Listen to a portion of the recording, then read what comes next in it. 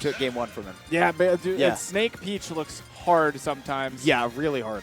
Awestin had to beat Bomb Happy from UTDe. Ooh, and Bomb Happy. Yeah, Bomb Happy is a very good DK.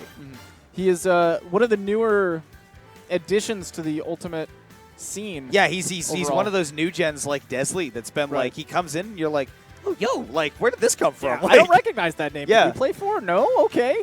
But and you're coming out just here- good? You're winning? Oh, good. Sure. Yeah. Coming out of nowhere. That's a lot to learn coming in from this game because a lot of Smash 4 players had a head start with a lot of matchup things here and there. Because a lot of the characters do play somewhat similarly, or at least you have a head start on what all the moves do. Yeah, of course. And like on some of the Smash basics, right? Like how you play neutral, what you should look for when you have advantage, stuff like that, you know? Of course. So yeah, so we've seen Awestin and Orex play a few times, but I think Austin's come out on top pretty much every time, right? I don't know if he actually was in the path to play Orex at Ultimatum, but I know that I remember specifically he wasn't because we were saying like especially at the beginning before Austin was just dominating everything. We were saying like, man, I'd love to see Austin win Ultimatum, but Orex might be, you know, the big thing that keeps him from winning. And then he never ended up playing him. He got out at like 7th. It was Army that got him, right? Yeah, Army was the one that boomed him in winners. And then Army lost to Orex, or maybe he was on the other side of the bracket of it. Yeah. Okay, so they didn't play at Rushdown or at Ultimatum. At Ultimate. So yeah, now we're in top 8. These matches are going to be 3 out of 5, so we get the full experience here between Awestin and Orex. We get to really decide it.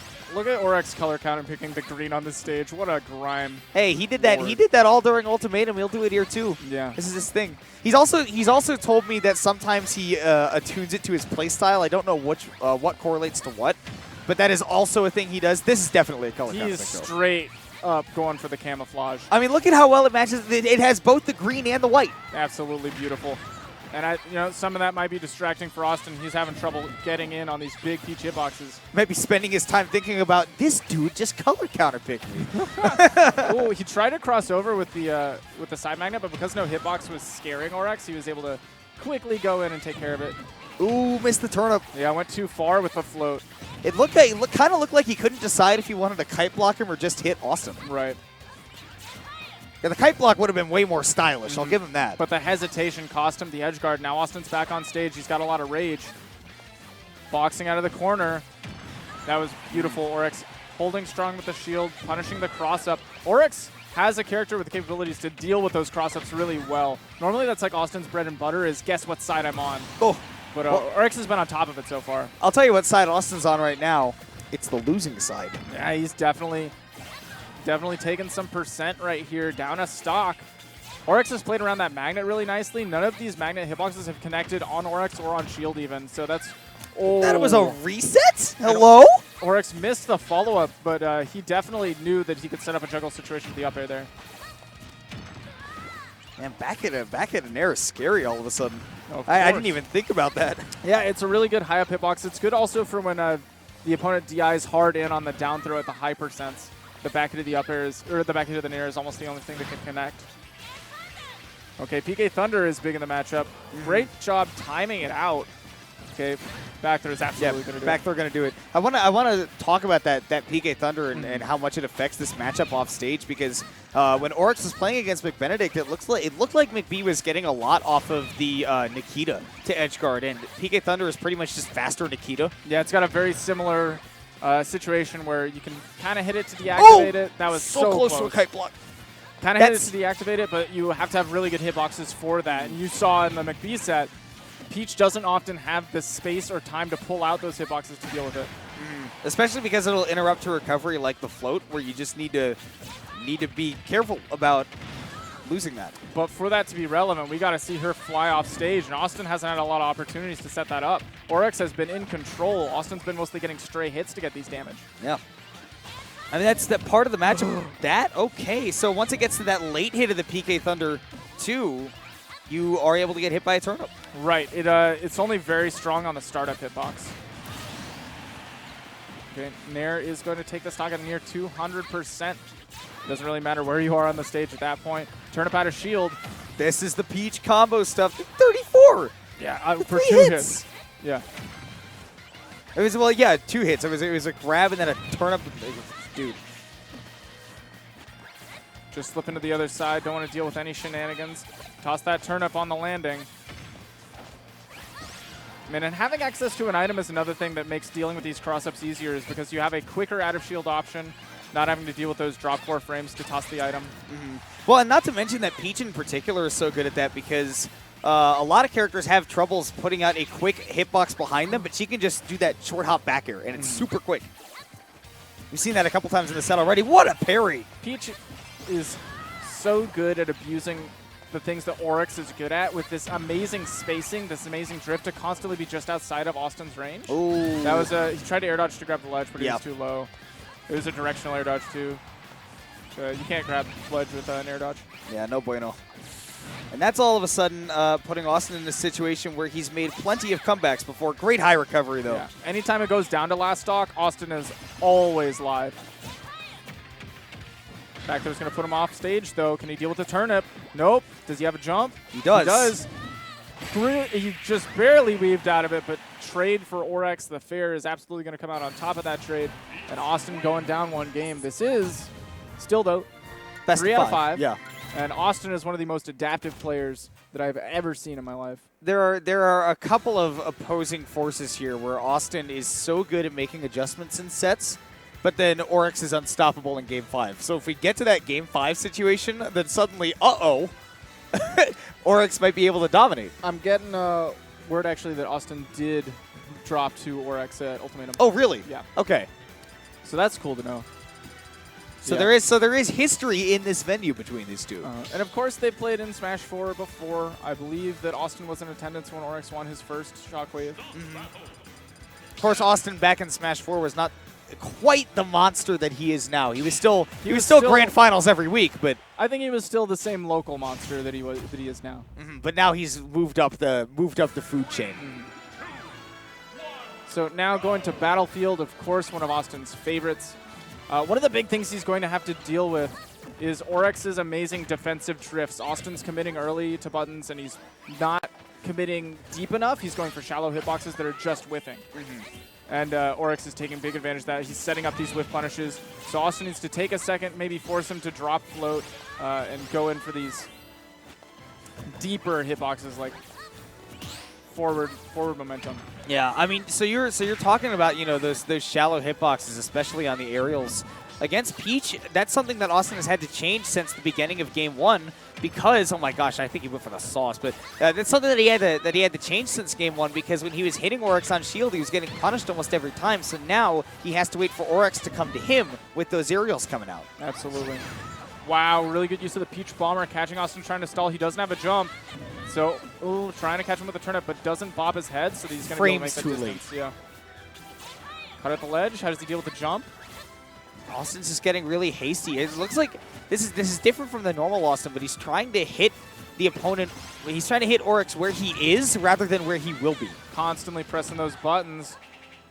Sets up an offstage situation, but that parasol is so difficult to contest. And there it is again. Hits him on the shield and gets punished. See, the situation there is Awestin can throw out another aerial to catch you trying to go for that kind of a punish where you dash in and grab, something that's not a true punish by frames. But when you're only trying to drift away and take advantage of the opponent's fear like Awestin was, they actually do have time to drop shield and go for a grab if you're just trying to empty land. Finally able to nail out that stock, but you saw there were a couple of interactions there in a row where Orex just parried that back air, and that's something that not only he's gotten used to, a lot of people who have been watching Awestin play a lot, trying to figure out how do we get this guy. It's just trade damage, man.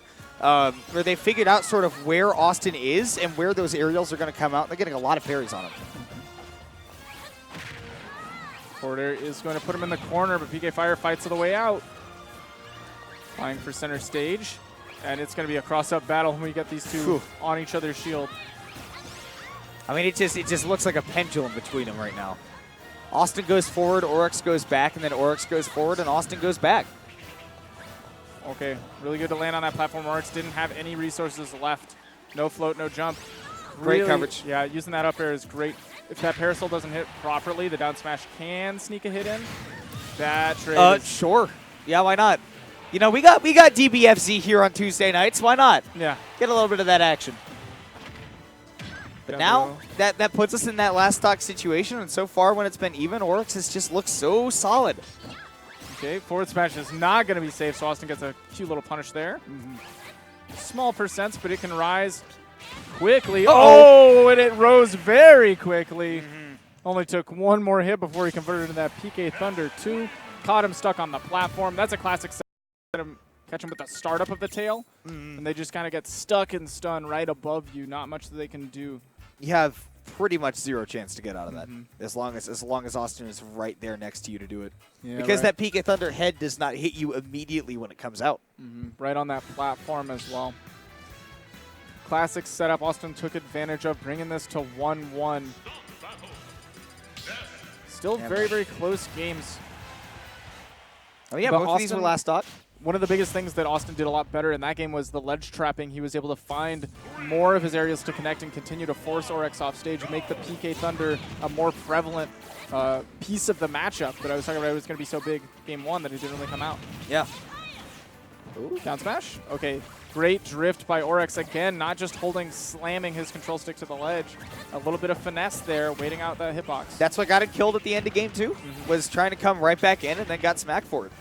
You know, man, and I'm looking at this and I'm kind of remembering what we were looking at when Awestin was playing against Captain Zach and his Daisy back at Zanzi Streamland, I think, where it was that yo-yo off stage was not as effective because that parasol's so good unless you catch them in a situation where they can't use it. Right. At that distance, all Orex could do is hope to drift to ledge, and even if he had air dodged, would have caught the air dodge as well with the active hitboxes. Awestin steals center, but that back air puts on some damage. Orex faking him out with a high float. Empty lands, gets a grab, and continues the pressure. Yeah, air dodge was that's super telegraphed from Awestin. Yeah, using that tennis racket to scoop below as well. But now if Austin's going to build up some percent to put himself back in that lead that he had worked so hard to build. That down tilt not getting the sweet hitbox, but eventually is able to still chase. Orex is so good at chasing after these little resets. I mean, there's just a whole lot of reaction time that goes into that, where he goes, all right, if they air dodge, I know to just stop that float, go back to the ground, and follow up. Oh, that's scary. But stuck in hit stun for so long after that PK Thunder. That's one of the few projectiles that didn't really get changed in the patch. PK Thunder and PK Fire, actually. Kind of got away scot-free. Weirdly. Okay, Nair catches the roll, and Awestin continues the ledge trap just on the other side, jumping just out of range of the Peach Bomber, kind of baiting it out with the down smash, and was able to come down with the back air and cleanly put Awestin in a lead. 64% is not kill percent unless he walks into something like that. Yeah, unless he, you know, the tennis racket thinks that maybe he'll do that air dodge again, and well, not for nothing, but you know, of course, we've talked about that adaptation game that Awestin has and how quickly he can turn it around. Big arms. He scooped him up from so far away. I wonder if Orex was maybe about to commit to a big aerial. If anything, that's what Awestin was looking for. Okay, forward throw's great bait. Set up the turnip. Oh, and that's dot eyes. Yeah, that'll have some punch to it. Even without a stronger turnip, that would have set up a really difficult situation for Awestin to recover from. Down air not having enough stun on shield. That turnip comes through, puts on some quick damage, but that's not what Orex wanted. Not at all. No, he wanted to retreat and get floating so that he could throw in a nair. Okay, Perry sets up a situation. But Awestin still in control, just retreats, holds center.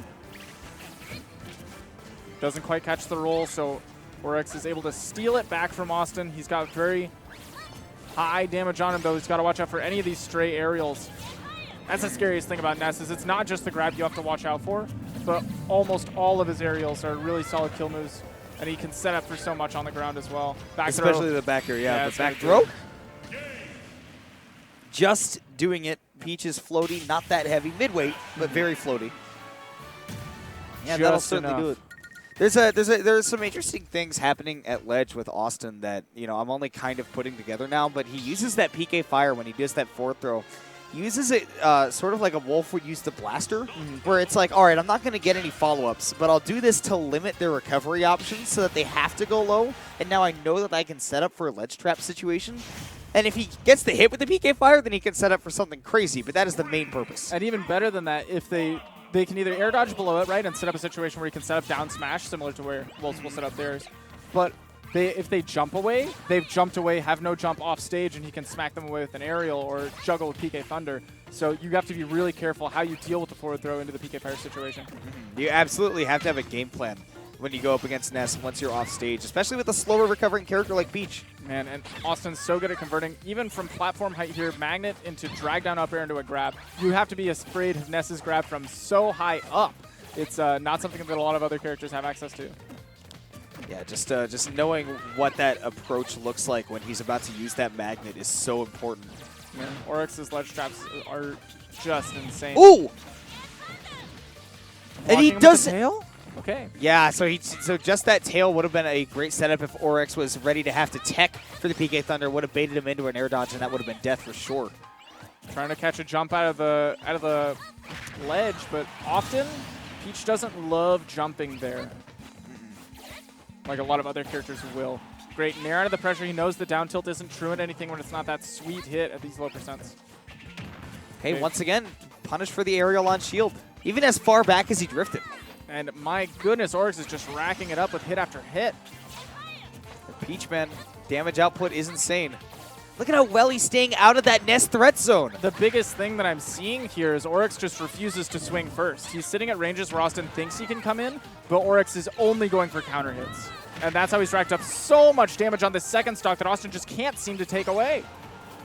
It's just that Orex has seen where he can stay out of that threat zone. Of course, it's scary to stay just horizontally out of a Ness threat zone because that side magnet can extend that range that he can play out. But with Peach, you can float out of that threat zone above, and he can't use that side magnet to stay on your level. Drag down fair, though, will eventually connect into that back throw. Austin sitting at a very high percent. It's, again, trying to forward smash the turnip. Happened earlier in the set, too. Okay, loops. Wow. Impressive control. Yeah, but floating right in front of Orex when you're not activating the hitbox of the side magnet on them, you're a sitting duck. Scare me with this movement. Back there is going to set up. If it doesn't kill, barely avoids that. That's Stitch. Also avoided a Stitch, too, yeah. That's the first Stitch that Orex has gotten all day. Back air will take it even across stage. Peach has very, very strong aerials. That means that he is one stock away from putting it into a Game 5 situation. If he continues to put on this aggression like he has. Already lapped Austin in percent on this stock, but that such low percents, it can be so volatile. Austin going for some cheese, but that's a back air punish. Yeah, what he was looking for was for Orex to come down from the top and immediately punish him for missing with that PK Thunder. But Orex, he's seen the man play a few times. Ooh, I love that he avoided himself there so he could continue the ledge trap situation instead of just bailing out safely. Oh, that time he's ready for the burst movement on the Peach Bomber. Man, Austin's doing a lot of little tricky things with the PK Thunder where he's baiting Orex into thinking that Austin's going to do the same thing and try to aim for himself. But he loops out at the last second. Does a really good job of sniping Orex out the air. Tries to catch landing with PK Fire, but Orex's drift back is too good. That said, the drift back makes it so that he can't come in and punish. Okay, but the ledge trap setup again. What a great air dodge right back on to put himself right into the situation. It immediately sets up pressure and forces his way back to putting Austin off stage. Once again, just missing these turnips. He's only found one of those so far. Swinging fair hitboxes, but whiffing gives Orex a free punish. There we go. That last turnip was trying to cover an air dodge to ledge. Sets up a tech chase situation, but doesn't quite find the answer. That fire puts on some damage, even if he doesn't convert off of it. 68 means that he is getting to those kill percents and off stage with no jump. And Awestin steals it. Down smash doing a great job of punishing that Peach Bomber. Again, we were saying